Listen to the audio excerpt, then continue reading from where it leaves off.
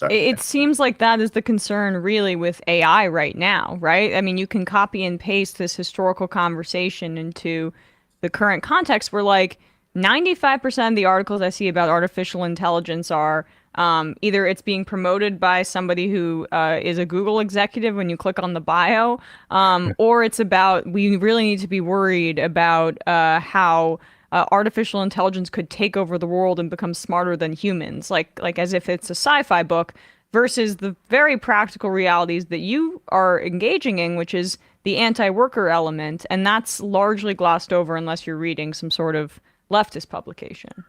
Yeah.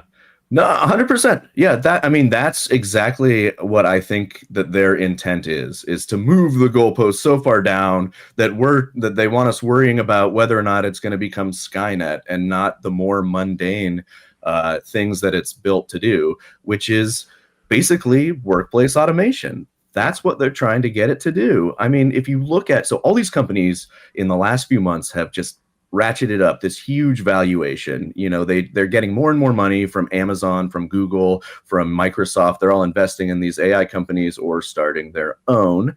And the only way that they can really ever hope to sort of turn a profit, it's not going to be through some guy messing around and making a few images every week on Dolly or something. No, they're going to have to sell this to enterprises, to companies. They're going to have to sell enterprise tier software that promises some degree of labor savings, of automation. So while they're talking about, oh, we don't want AI to become sentient and murder us all on the world stage, they're going around and talking to medium-sized small businesses, tech companies going, hey, our Copilot system could probably automate 1/3 of your software staff right now, your software development team. And they're doing that over and over and over across the country. And they're making this promise. It's not always true. It's not like that the AI is ready to be unleashed and to just take the jobs, but that's the case that they're making. They're basically making the case that they can, cut your head count in your staff. They can automate jobs. They can save you money through software automation, and that's going to be the pitch. It's going on mostly behind closed doors right now. But you talk to an illustrator, a copywriter, someone who does freelance work. They're on the front lines of this. They'll say already they've seen the amount of work that their clients are asking them to do has already diminished. Say if they're an illustrator and they used to work with a big company that made their ad decks with an artist, now they can use Midjourney. And especially if it's not public facing, where they're not going to get called out on it, that's where a lot of this stuff is already turning. I mean, I think that's what I appreciate about, the looking back to the origins of the rollout of this, because it makes it really clear. It's clearer in that moment, it seems to me, that this is the enterprise that is rolling this thing out, whatever it is. The guy who's trying to produce clothes at the turn of the century. There is a political decision that is being made. It is, how are we going to deploy our resources within the context of this enterprise? And when this new element comes in, are all the people involved in the enterprise going to share in the benefits of that new element? That new element being the machine, and invariably, you can see it right here. Why people talk about the need for democratizing the workplace is because you have one person or one entity or one potential benefactor of the multiple benefactors associated with that: the community, the workers, the customer, and the owners, and then maybe subsequently shareholders. And invariably, it goes to the owner and the shareholder. Period. End of story. Much and is often leveraged to take more away from the customer, more away from the community, and more away from the worker. Not just even leave them at status quo. But let's talk about George Miller, since we're back there. Who was that guy, and what did he do? Yeah, George Miller was a young man in his early 20s who had just finished the the 7 years of apprenticeship that you had to undertake to become part of the cloth trade, which it's important to say. It's like, so these are, difficult and skilled trades to learn, but these are also kind of like controls that are on the industry to make sure that, it's somewhat regulated. And he emerges from those 7 years. He also did a stint, fighting the war there's a decades-long war that was going on, and he's a veteran of the war against Napoleon.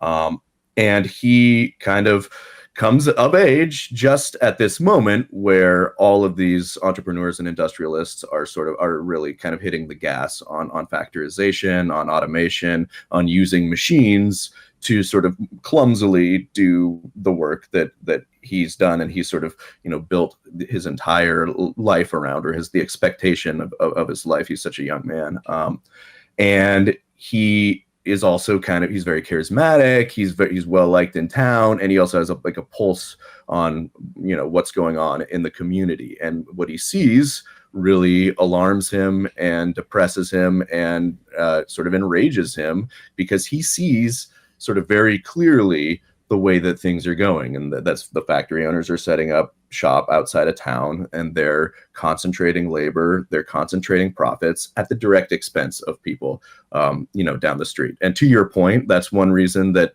I was so drawn to this example, is because it does sort of really it renders things in a pretty stark light. It's pretty, we don't have globalization. You don't have these sort of super diverse economies. A lot of these cloth districts had towns where that was the good work in the town. You went to work as a cloth dresser or a finisher or a weaver. You learned the trade.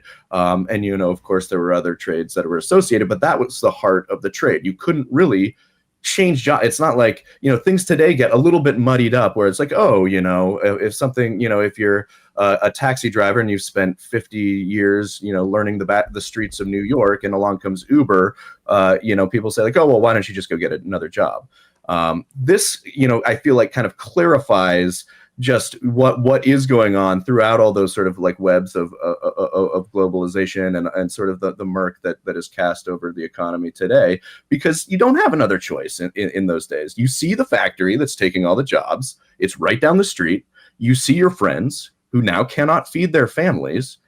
And to them, this is an immoral choice. It is not complicated. They said they're stealing our bread, because they're building a machine, and the point is to make money at the expense of somebody else. And it was not, it was not like, well, they're innovating, so, what are you going to, no, we could have figured out a way to balance this, but instead somebody made the decision to hit the gas, to accelerate the rate that they were making profits at the expense of somebody else. So this is what Mellor says, right? He says, if we don't put a stop to this, the tendency's all one way, and pretty soon there's going to be nobody left in this country except these elite few people, and everybody else, kind of scrambling for scraps. So he becomes one of the leading Luddite figures, and we can talk about the genesis and the movement of all that, but he fights back, basically. I wanted to make this one note too about how because of the sort of starkness of this example. The one thing that occurred to me too was that you also at that time did not have the excuse of like, well, a company has a fiduciary responsibility to maximize the profit for their shareholders. So what else are they going to do? Like it shows that, in fact, we probably have statutes that say that now, so that people can't say you have a choice.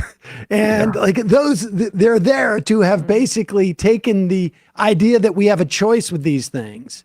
Yeah. And just in the way that a government is really just our economy is political. We decide how we're going to redistribute value in our society every day. That's all that's going on. It's just a series of decisions as to who's going to be the winner, who's going to be the loser, and everything else is just sort of like built to obfuscate those series of choices.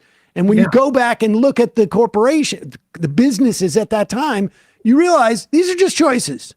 And, people who are participating on Mellor's side are saying like, that's a bad choice for us. And there is no laws that say you have to do it this way or that way. That will come later, so that obscures the fact that these choices are being made. And it's because it's a private industry. It's even that less democratic. Although, we still had a ways to go in terms of democracy at that time. I mean, we still do, but now, but yes, talk about the genesis of the Luddites and Ned Ludd, as it were. Yeah. And just a quick point there too, 100% that there are a series of choices. And I would just underline that extends to the technology too. How we build technology, how we position it, who we decide benefits and profits from it. Those are all choices, human choices made by these people too. So it's not like it's this a separate realm where we have this like bottled lightning and we have to figure out, we choose every step of the way how we build that stuff and how we want it to sort of factor into society.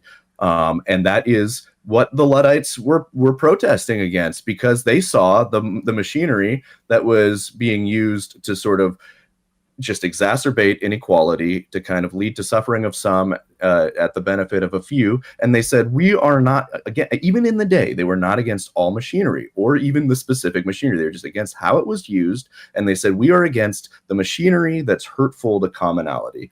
And that quote really has stuck with me because, it's a pretty good barometer to gauge, whether a technology is going to be something that's going to either cause protest or is going to be good for people at large. Is it hurtful to commonality? And if it, and they found a number of machinery that they felt was, and that was the machinery that they ended up smashing.